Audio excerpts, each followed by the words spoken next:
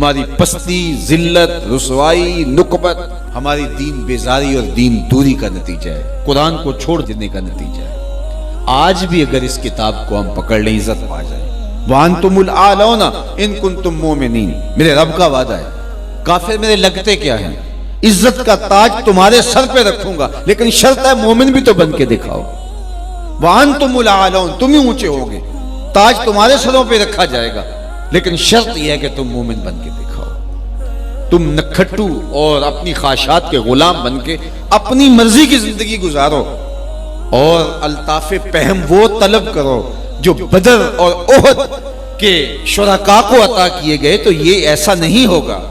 تمہیں محنت کرنا ہوگی، میدان عمل میں اترنا ہوگا، پھر دیکھنا کہ ہم کس طرح الطاف تمہارے اوپر نازل کرتے ہیں اور کرم نوازیاں اترتی ہیں تمہارے اوپر۔ تم تو 1 ارب 60 کروڑ ہو دنیا کے اوپر، وہ تو صرف 313 تھے۔ ہم نے کیسے ان کو عزتوں کی مسندوں پہ بٹھایا۔ اس دن کو میرے رب نے بھی یوم فرقان کہہ کے پکارا، لیکن وہ بھی تو سب کو چھوڑ کے آگے تھے نا۔ وہ 313، 2 گھوڑے، 6 زرہیں، 8 تلواریں، اور جن کے پاس تلواریں نہیں تھیں انہوں نے کھجوروں کے ڈنڈے توڑ لیے۔ یہ اللہ کے مجاہد تھے، چلے تھے جنگ کرنے۔ کیسے رنگ تھے، کیسا جمال تھا ان کا، کیسا جذبہ تھا۔ ان کے جذبوں کو دیکھ کر کے ہی میرے حضور نے کہا اللہم ان تہلک ہذہ العصابہ لم تعبد فی الارض ابدا، مالک اس دھرتی پر تیرے نام لینے والے یہی لوگ ہیں، اگر یہ نہ رہے قیامت تک تجھے بھی رب کوئی نہیں کہے گا۔ تو انہوں نے اپنا آپ پیش کیا نا۔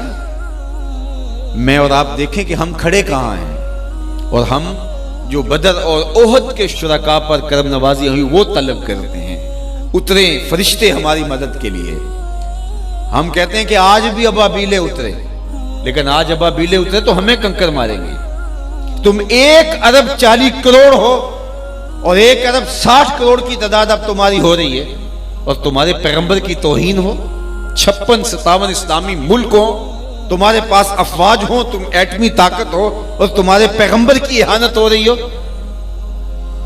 تو ہم آئینے میں منہ دیکھیں تو ہمیں شرم آئے، جس طرح کے روح سیاہ ہو چکے ہم، جیسی شکل ہماری بگڑ چکی ہے، جس طرح کی ہماری صورت بن چکی ہے، لیکن اس کے باوجود ہم جاگنے کے لیے تیار نہیں۔ اور جو لوگ جاگنے کے لیے تیار نہ ہوں، اور جو شعور اور احساس زیاں جن کے اندر نہ ہو، ان قوموں کے ساتھ وہی ہوتا ہے جو اس وقت امت مسلمہ کے ساتھ ہو رہا ہے۔ باقی رہی بات اللہ کے محبوب کی عظمتوں کی، تو یہ بات ذہن میں رکھو کہ محبوب کی عظمتوں کو کوئی نہیں گھٹا سکتا۔ یہ ذمہ میرے رب کا ہے۔ وَرَفَعْنَا لَكَ ذِكْرَكَ کا تاج کل بھی میرے محبوب کے سر پہ تھا، آج بھی حضور کے سر پہ ہے۔ چاند کی طرف منہ کر کے پورا فرانس بھی تھوکنے لگ جائے تو ان کا تھوکا ہوا ان کے اپنے منہوں پہ آ کے گرے گا۔ چاند کی نوری کرنوں کو میلا نہیں کیا جا سکتا۔